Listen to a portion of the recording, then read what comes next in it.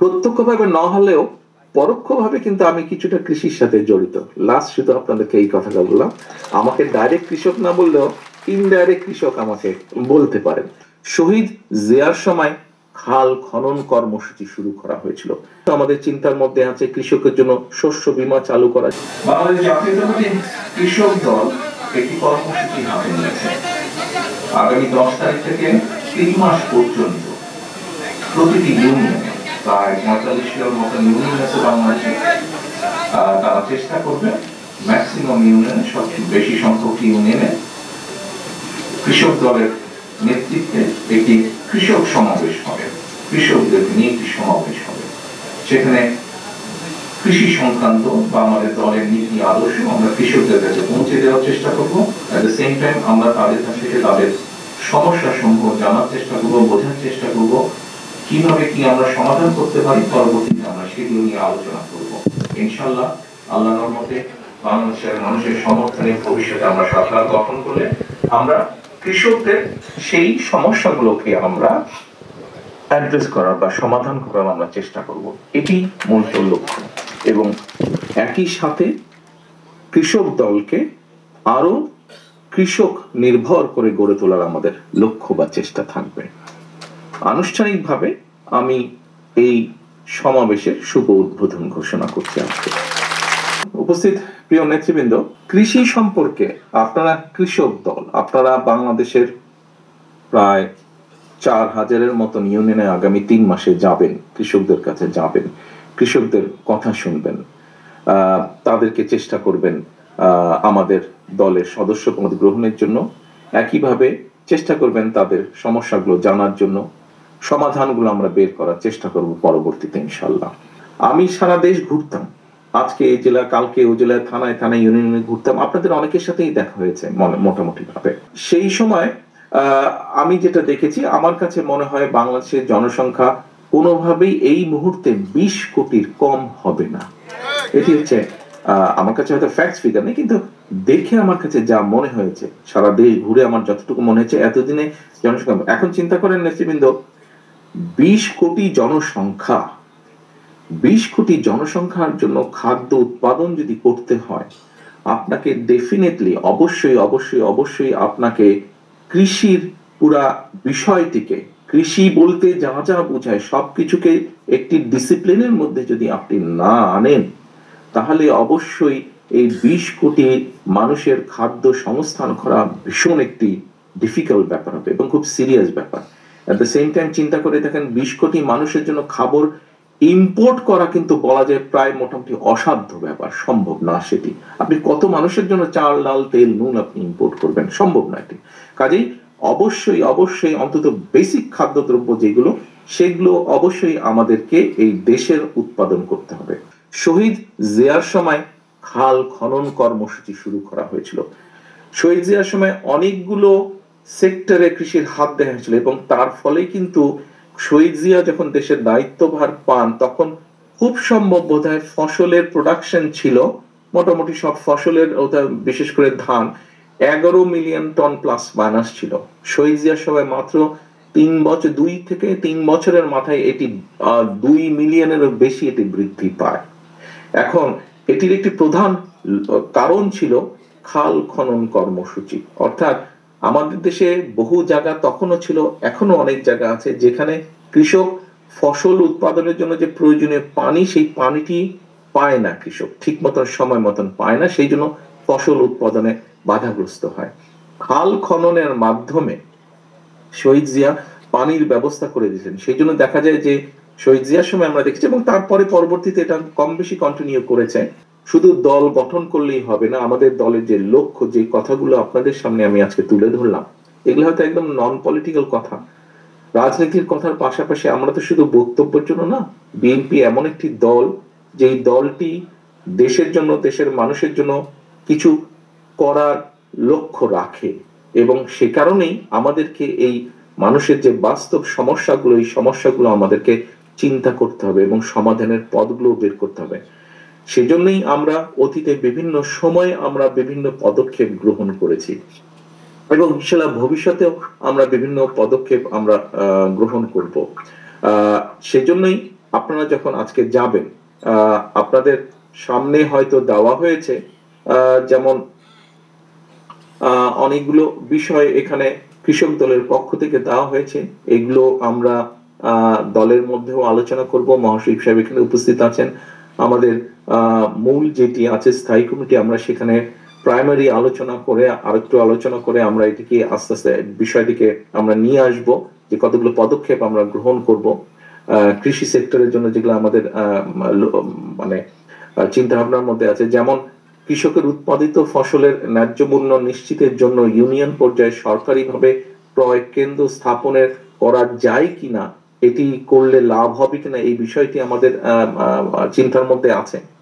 দ্বিতীয়ত আমাদের চিন্তার মধ্যে আছে কৃষকের জন্য শস্য বীমা চালু করা, যেটি আপনাদেরকে একটু আগে আমি বললাম। তৃতীয় আমি বলেছি আপনাদেরকে যে সেচ ব্যবস্থার সংকট নিরসনে ও ঐতিহ্যবাহী যে খাল খনন কর্মসূচি শহীদ জিয়া পুনঃপ্রবর্তন করা, সেটিকে চালু করা। সেটির সাথে সেচের পানি অপচয় রোধে যেটি বলেছি, এর মধ্যে খুব সম্ভব বিষয়টি কোনো কোনো জায়গায় চালু হচ্ছে, বারিড পাইপ লাইন পদ্ধতির মাধ্যমে উদ্যোগ গ্রহণ করা। হয়তো কেউ কেউ এটির সাথে পরিচিত আছেন। এটিকে কিভাবে আরো করা যায় ভালোভাবে, পানির অপচয় যাতে না হয়। তারপরে কৃষকের স্বার্থ উন্নয়ন সহ যাবতীয় অর্থনীতি বিকাশের জন্য কৃষি ভিত্তিক শিল্প কলকারখানা। এখন নেতৃবৃন্দ, কৃষিকে আমাদের আগামী দিনে বাংলাদেশের বহু জায়গায়, বহু এলাকায়, বহু অঞ্চলে বিভিন্ন ফসল আছে, যেগুলোকে আমরা সুন্দরভাবে আমরা পরিকল্পনা মাফিক যদি আমরা সাহায্য করতে সহযোগিতা করতে পারি সেই কৃষকদেরকে, সেই ফসলগুলো আমরা এক্সপোর্ট করতে পারবো। বিদেশে এক্সপোর্টের মাধ্যমে আমরা কিন্তু বৈদেশিক মুদ্রা অর্জন করতে পারবো। সেই জন্যই বলা হয়েছে যে শিল্প কারখানা কৃষি ভিত্তিক সেটি গড়ে তোলার প্রচেষ্টা করা, সেই ব্যাপারে উদ্যোগ গ্রহণ করা। আমাদের কৃষক দল থেকে প্রস্তাবনা দেওয়া হয়েছে যে কৃষি ফসলের মজুতদারি এবং একচেটিয়া কারবারি বন্ধ করার জন্য যদি কোনো ব্যবস্থা গ্রহণ করা যায় অবশ্যই সেটা করা। তারপরে সমবায় ভিত্তিক চাষ পদ্ধতি চালু করা। এটি ছোট ছোট যারা কৃষক তাদের বিভিন্ন সময় সমস্যা হয়, ট্রাক্টর বিভিন্ন সমস্যা, এই ব্যাপারটা বিবেচনা করা যায় কিনা। কৃষক দল নিশ্চয়ই আপনাদেরকে দিবে এই পয়েন্টগুলো, এবং পয়েন্টগুলো দিলে আপনারা যখন ইউনিয়ন পর্যায়ে যাবেন আপনারা আলোচনা করবেন। আলোচনার পরিপ্রেক্ষিতে যেগুলো রেজাল্ট পাবেন আপনারা নিয়ে আসলে তখন ওগুলোর উপরে ভিত্তি করে আমরা ব্যবস্থা নিতে পারবো। তারপরে তাদের আছে সরকারিভাবে পেঁয়াজ সংগ্রহের জন্য যেই সকল অঞ্চলে পেঁয়াজ হয় সেই সবগুলো জায়গাতে সেই স্পেশালাইজ কোল্ড স্টোরেজ করা যায় নাকি। আমরা বিভিন্ন সময় পত্রিকার পাতায় দেখি, খবর আসে বিভিন্ন জায়গায় কখনো আলু, কখনো পেঁয়াজ, কখনো টমেটো, বিভিন্ন ফসল নষ্ট হয়ে যেতে থাকে। যদি সেই সকল অঞ্চলে স্পেশালাইজ কোল্ড স্টোরেজ করা যেতে পারে, সরকারের পক্ষ থেকে হোক, বেসরকারি সহযোগিতাই হোক, তাহলে অন্তত কৃষক সেই ফসলটা রাখতে পারে, যেটার আলটিমেট সুবিধা দেশের মানুষ পাবে। এরকম অনেকগুলো বিষয় আছে যেই বিষয়গুলো আমাদেরকে দেখতে হবে। একটি বড় বিষয় এখানে আছে কৃষক দলের পক্ষ থেকে, যে জাতীয় বাজেটে এখন বোধহয় সামান্য কিছু আছে, জাতীয় বাজেটে মোট জিডিপির অন্তত 8% বরাদ্দ দেওয়া কৃষির জন্য।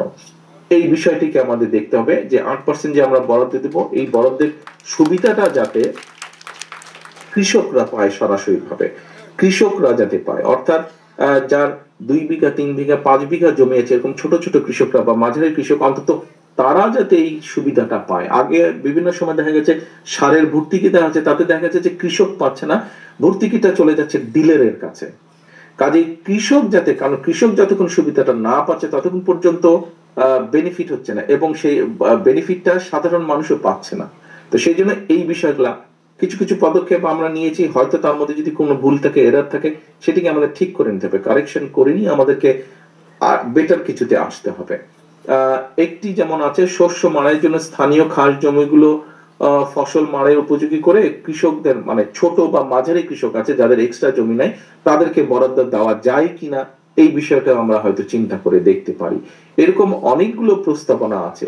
সবগুলো প্রস্তাবনা হয়তো বা বাস্তবায়ন করা যাবে না, কিন্তু তারপরেও যতগুলো প্রস্তাবনা বাস্তবায়ন করা যায়, যতগুলো বাস্তবধর্মী, যেগুলোকে বাস্তবায়ন করতে পারলে কৃষক তো উপকার পাবেই, এবং সেই উপকারের বেনিফিটটা এট দ্য সেম টাইম সাধারণ মানুষের ঘরেও পৌঁছাবে। এটি হতে হবে আমাদের লক্ষ্য। সহকর্মীবৃন্দ, বক্তব্য হয়তো একটু লম্বা হয়ে যাচ্ছে, আমি জানি না আমার বক্তব্যটা কতটুকু প্রাসঙ্গিক হয়েছে, বাট আমার কাছে মনে হয়েছে আমি আমার কৃষক দলের সহকর্মীদের সাথে কথা বলছি, এখানে কৃষি রিলেটেড কথা, অর্থাৎ আমি একজন রাজনৈতিক কর্মী হিসাবে কৃষি নিয়ে স্বাভাবিকভাবেই আমার একটি চিন্তা ভাবনা আছে বা থাকে, এবং সেটি কি সেটি আপনাদের সাথে আমি আজকে শেয়ার করলাম। আমি মহাসচিব সাহেবের সেই কথাটি যে গতকাল আমরা রাজনৈতিক বক্তব্য রেখেছি সারা দেশের সামনে, দেশের মানুষের সামনে, আজকে সেজন্যই রাজনৈতিক বক্তব্য আমি আপনাদের কাছে রাখিনি। আমি আজকে আপনাদের সাথে এতটুকুই শেয়ার করতে চেয়েছি যে কৃষি নিয়ে একজন রাজনৈতিক কর্মী হিসাবে আমি কি চিন্তা করি সেটি আপনাদের সাথে তুলে ধরেছি। আমি আশা করব আপনারা যে ছড়িয়ে যাবেন, ছিটিয়ে যাবেন সারা বাংলাদেশি কৃষকদের কাছে। আজকে এই ঘরে আমরা আমাদের দলের নেতাকর্মীদেরকে দেখতে পাচ্ছি কৃষক দলের সদস্য হিসাবে। আগামীতে ইনশাল্লাহ যখন আমরা এরকম আরেকটি সমাবেশ করব, তখন আপনারা যেমন থাকবেন, আপনাদের থেকে বেশি সংখ্যক সেই মানুষগুলো থাকবে, সেই নতুন সদস্যগুলো আমাদের থাকবে যারা সরাসরি কৃষির সাথে সম্পর্কিত, যাদেরকে এক কথায় কৃষক বলে চিনে মানুষ। এরকম সদস্য আমাদের কৃষক দলে আজ যা আছে তার থেকে বেশি সংখ্যক। আমি শুনেছি একটু আগে তুহিন বলেছে যে 3,000-এর মতন প্রায় আপনারা এখানে আছেন, 2,500 থেকে 3,000-এর মতন আপনারা প্রতিনিধি এখানে আছেন। আমরা এরকম একটা সম্মেলন করব একদিন সামনের দিনে, যেখানে আপনারা যদি 3,000 থাকেন, আপনাদের নতুন সদস্য 6,000 থাকবে যারা সরাসরি কৃষক হিসাবে পরিচিতি যাবে। এরকম মানুষ থাকবে ইনশাল্লাহ আমাদের। পরিশেষে আমি আর বক্তব্য না বাড়াই, আমার কিছু চিন্তা ভাবনা আপনাদের সাথে শেয়ার করলাম কৃষি নিয়ে।